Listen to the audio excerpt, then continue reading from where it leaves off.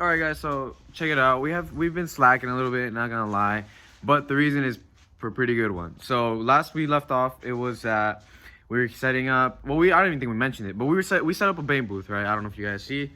See, we set it up in our shop right here. We got my sister's car primered. We got it all nice. So the point being is that we bought a compressor. As you can see, that orange one right there. I bought it for a really good price. So we set it up, we got it hooked up, we got it all wired up, and then it started pumping up air, and the engine just died. So the little motor it had, I think it was like I don't even know, honestly. It was a 2 piston, but it was super small, like literally the size of like a 50-cent coin, but the big ones, you know, the big dollar ones or whatever, the dollar coins. Yeah. So they were pretty cheap. So that's been down. I ordered parts for it, and the other day, matter of fact, yesterday, speaking maybe a couple days after when you guys see this video, this popped up. So this right here is a pretty decent compressor that has a new motor and a new compressor pump. I'm assuming is this one, what he said. He said it was rebuilt, and it is rebuildable, that it is a central pneumatic tank, 60-gallon, with a 5 horsepower compressor. And this should be enough to hold us and spraying and all that stuff, making it super nice. So the previous owner used to use it for sandblasting cabinets, and those use a lot of CFM. So I'm assuming it's going to be the same, and it's going to be, if anything, it's going to be a good replacement tank for us, since we're going to be spraying and we need constant, you know, pressure. So yeah, I'm going to give you guys a little walk around of that, and then we're going to continue on today with this. Plan today is that we're going to roll it out. Probably get a couple pictures of all the cars. So we got my 240 over there that I didn't make a video of. That was kind of like a last minute thing that I purchased recently, or a good amount ago. And I also got my 300ZX back, and that's another video that I'll be making for you guys to understand where it came from, and basically the originality behind the concept of this one and the reason why we have this convertible. So stick around, because we were slacking, I'm not gonna lie. We were at a 2-week schedule, and that's kind of what we want to continue to be on. But I didn't have a chance to, because all this mess happened. I was being stressed out, you know what I'm saying? You took a little break, as you guys all should, because mental health is important. But without further ado, we're about to record us pushing this out. We're gonna start putting a lot of parts that we have back here. We're gonna start priming some of those, getting it ready, and we're just gonna start making progress again, because if you can't make progress, you don't see no end result. So appreciate you guys.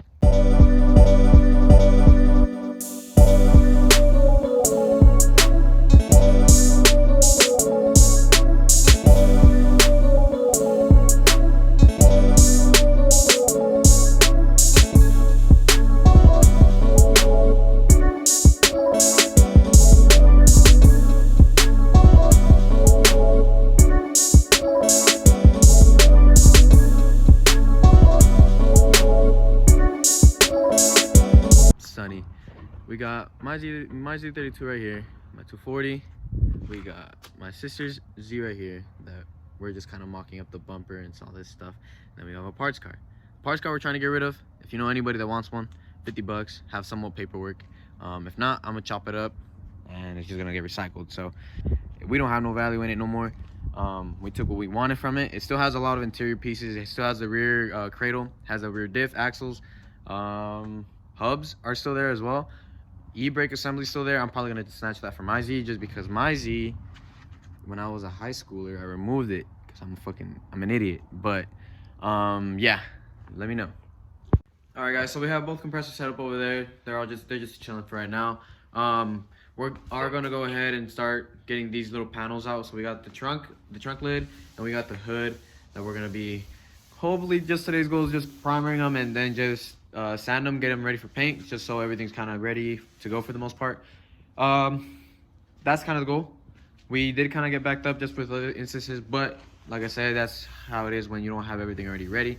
We are going through this day by day, step by step, taking it easy. We're not trying to rush anything, so that's kind of how it is. What else are we gonna get done today? Just kind of, we are gonna make a trip to, what was it? House of Paint, just so we can see if we can find some body filler that sticks to primer, because the one that we got wasn't really meant for just to hit on primer. It's just mostly for bare metal and materials like that. So we're gonna find one, see if we can buy it today, just so we can get a little small dent out of the passenger side door, because at the end of the day, we're trying to keep it as nice to factory as possible. Nothing where we're gonna see too much little errors. It's our first time painting a car, so we also obviously not gonna have it like showroom condition, but we are gonna do our best to keep it there. So yeah, that's plan. As everything's moving on, like you can see, we're getting that prepped up. We're getting the hood prepped up as well here in a bit. And yeah, so we'll keep you guys updated. We'll keep you guys in the loop. So all right, here you go. This is your PPE. And you go. So yeah, you usually want to tack cloth everything before you go ahead and just spray, just because the tack cloth makes sure that all the small little particles of grease or anything gets out of the paint, primer spots, dust spots, whatever, it gets rid of it. And then it just gives you a clean surface to kind of work with. So we're gonna apply this gun, we're gonna start putting pressure, and then we're gonna start spraying. So we're gonna show you that here right now.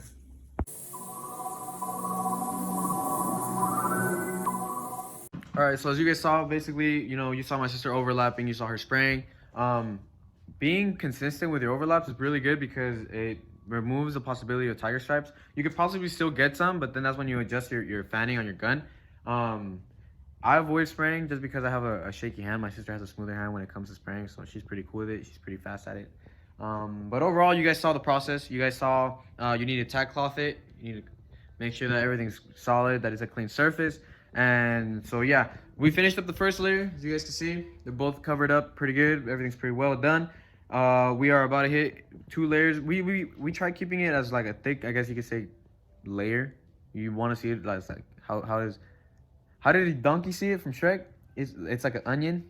It has layers that ogres. So yeah, basically painting is kind of the same way.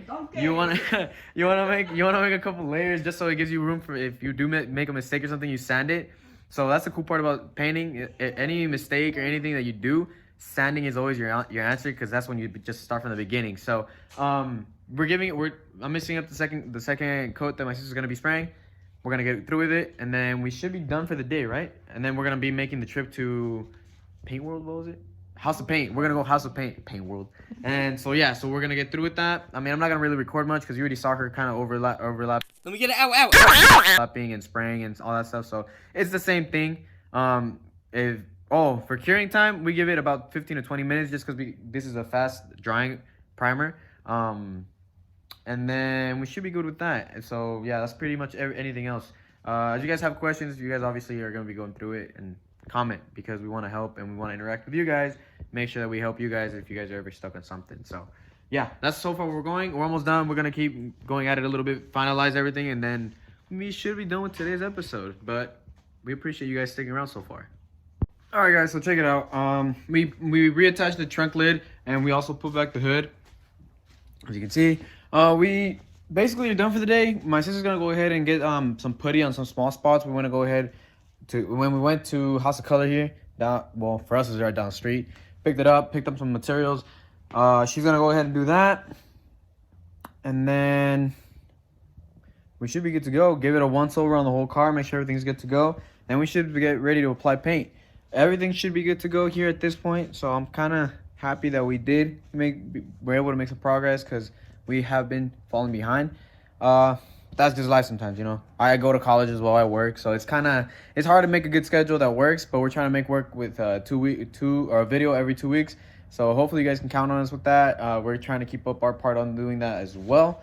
So by the time you guys watch this, we will be already editing, I'm sure, our second video for the other 2 weeks that passed by before you guys watch. So with that being said, if you guys stuck around, I'm glad that you guys have. If you guys learned anything, I'm glad you guys are being able to learn off of what took us a minute to learn. So hope you guys enjoyed. Hope you guys stuck around this long. Share with your friends if you guys really enjoy this type of videos. It's something that I've been wanting to do or been recording for a while. In my opinion, now this is a controversial debate, but in my opinion, I think the Z chassis, the 300ZX in specific, the Z32 chassis is better than the S chassis in the aspect of its ability. It's an underrated chassis that not a lot of people have been able to really bring to light. It is heavier. Don't get me wrong. The engine is heavy. I mean, we have it sitting right there, and my stand is already kind of flexing. But for what it is, it's super underrated. The VG series engines are something that not a lot of people have really cracked open its potential. People have been, and that's something that's cool because a lot of people have been able, well, not a lot, but a good majority in a group have been able to kind of experiment with it and been it's trial and error type thing. Unlike the S chassis, is they've been just touched by everything known to man, you know? So it's like, it's nothing where it's super, I guess, kind of like circle, you know, like in a group. It's more like everybody wants one. And don't get me wrong, they're cool as hell, but prices are expensive. The Z chassis thankfully aren't. They're not at that point yet. They eventually, I do see them kind of getting to that point, but unlike an S chassis, you find one and it's like what is it saying, like the needle in a haystack. So yeah, stick around, guys. Hope you guys enjoy the content because it's something that we really like doing and it's something that we have fun doing. So I hope you guys can see that and you guys, you know, it makes you guys want to get one, I guess, in that aspect where you guys want to enjoy and then you guys can experiment with them, you know, get results on your own. So it's kind of, everybody starts from somewhere. You know, there's always a saying, you can either get it done by someone else, but you might not like the results. So, you know, it's always better to do it yourself so you get the results that you want. And you really can't complain at the end of the day. So with that being said, guys, like, comment, subscribe. Stay tuned for more videos. Have a good day. Stay safe. You know, it's getting hot out there. You know, everything's on the rise. So stay safe out there, players.